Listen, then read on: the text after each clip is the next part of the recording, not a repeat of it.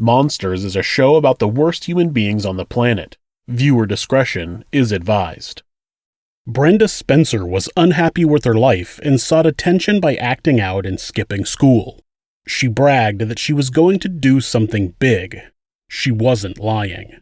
This is Monsters.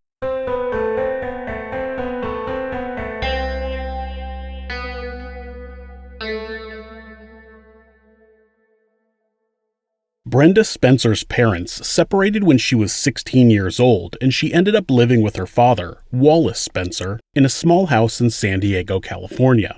The girl and her father were not financially stable, as he was an alcoholic who would spend most of their money on booze. It's reported that she shared a small mattress on the floor with her father. Her teachers at Patrick Henry High School said that she was an introvert who rarely talked, but she did well in school. She was particularly good at the arts and won first place in a photography competition put on by the Humane Society. Brenda was known to drink and do drugs. She showed a great deal of hostility toward police and authority figures in general. Her classmates said that she had expressed the desire to shoot a police officer. She told other students that she was planning something big that would get her on television. We would wonder why someone didn't report her nowadays, but people just didn't seem to take that kind of stuff seriously back in the late 70s. Spencer started skipping school regularly, which got her sent to a special facility for troubled students. The teachers there informed her parents that she showed, quote, serious suicidal tendencies, end quote, and they recommended therapy. Brenda's father rejected the therapy and told the staff at the facility to leave his family alone.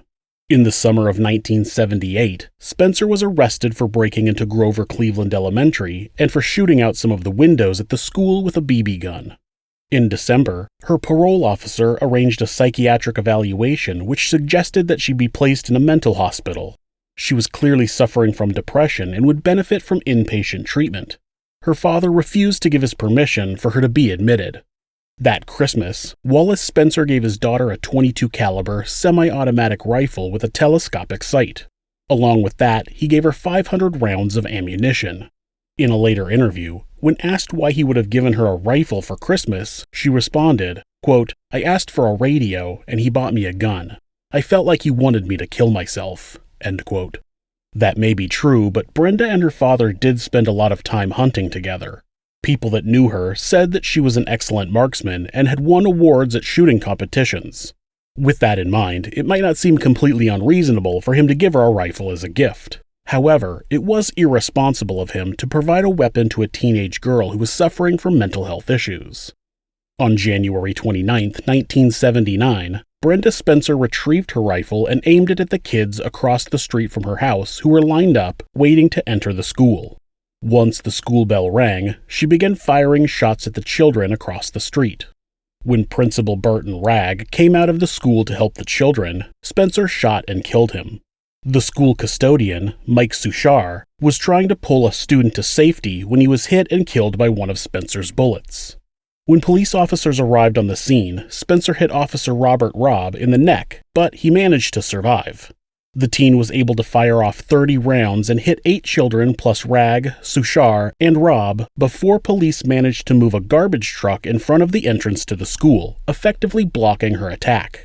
This gave authorities the chance to evacuate the school and the surrounding area. Once her line of sight was blocked, she stopped shooting and barricaded herself into her house while the local SWAT team was setting up sniper positions around her.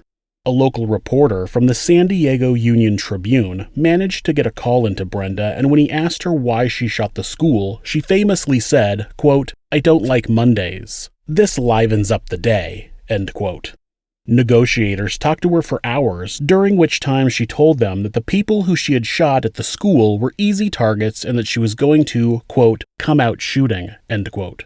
Though snipers were authorized to kill Brenda Spencer if they had an opportunity, negotiators were able to convince her to surrender in exchange for a meal from Burger King. What a glowing endorsement! She walked out into the driveway of her home and laid her rifle and her BB gun down. Brenda Spencer pleaded guilty to 2 counts of murder and assault with a deadly weapon. All of the 8 children that had been shot survived their wounds.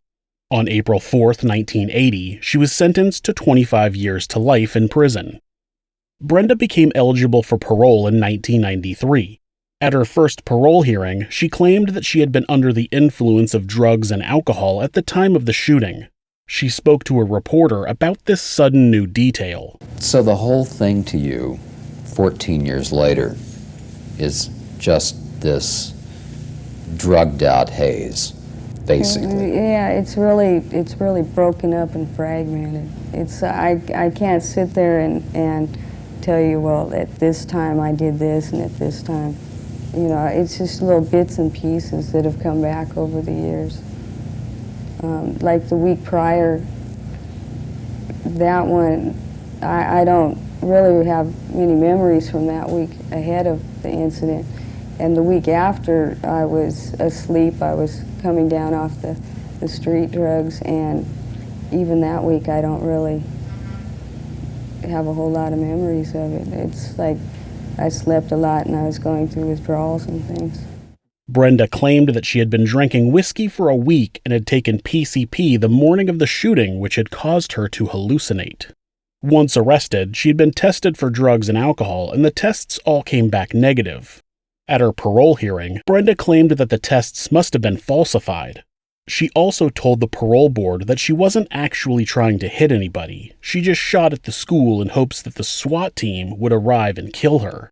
That same year, 14 years after she pleaded guilty, she wanted to withdraw her plea and have a new trial. During my court appearances, they left a lot of paperwork out that would have had a lot of bearing on my trial if they had brought it up. It would have changed a lot of things. Such as? Well, there's two sets of toxicology reports. The ones that went to court with me stated that I was on no drugs or alcohol. And then there's an independent lab test from the same blood samples that show I had blood alcohol levels and a lethal amount of drugs in my system, and that was never raised in court. Including PCP? There's no test right now for PCP, but the other drugs and the alcohol together on their own were a fatal dosage. If I had no drugs or alcohol in my system, then I'm just a cold-blooded killer, and that's not how I am. If I have drugs and alcohol in my system at the time, it's like it changes it from premeditated to manslaughter. And if I had a goose that laid golden eggs, I'd be a rich man. These mysterious toxicology reports showed her to have a fatal dose of drugs and alcohol in her system, and that wasn't including the PCP. Then why isn't she dead? She wasn't taken to the hospital after she was placed under arrest. If she was that intoxicated, how did she manage to hit 11 people out of 30 shots fired? That's a third of her targets hit. She walked out of her house and was led away by police, but she wasn't stumbling or needing to be carried. There's no way in hell that she's even mildly intoxicated, let alone having a fatal dose of drugs and alcohol in her system. That's just plain stupid. In 1998, she withdrew her second parole request just minutes before the hearing was scheduled. I couldn't find a reason. She was eligible again in 2001, and this time she claimed that her father had sexually abused her. She said that he started fondling her at the age of 9 and had regularly beat her. She had never mentioned this before 2001, and her father did deny the claims. It is fair to point out that Wallace Spencer did end up having a sexual relationship with Sheila McCoy, who was Brenda's cellmate when she was still at a juvenile detention center. Some say she looked like Brenda. The two married when Wallace was 41 years old and Sheila was only 17. The couple had a daughter together, but eventually separated. Brenda was denied parole again in 2005 and also in 2009. During her 2009 parole hearing, she continued to claim that she was not trying to hit anybody. Her claim now was that she was hallucinating and she saw commandos coming toward her house. What I can figure out is basically I was just shooting at the commando types that I saw, and I didn't realize that there was people back there behind that. I saw the commando types, coming after me that I was hallucinating on, and from what I can figure out from the reports and all that, I was shooting at them, and it didn't really dawn on me or sink in that, hey, there's people back there, you know, that are real people and stuff. So it's not that I was aiming or taking deliberate aim. It was that they got hit because they were behind what I was seeing. The head parole commissioner told her, quote, "Well, that's pretty good shooting to hit as many folks as you did if you're not trying to hit anybody from across the street," end quote. She fired approximately 30 rounds and hit 11 people, which is almost statistically impossible if she wasn't deliberately aiming at them. Also, if she wasn't trying to hit anybody, why did she stop shooting after the police blocked the school entrance with a garbage truck?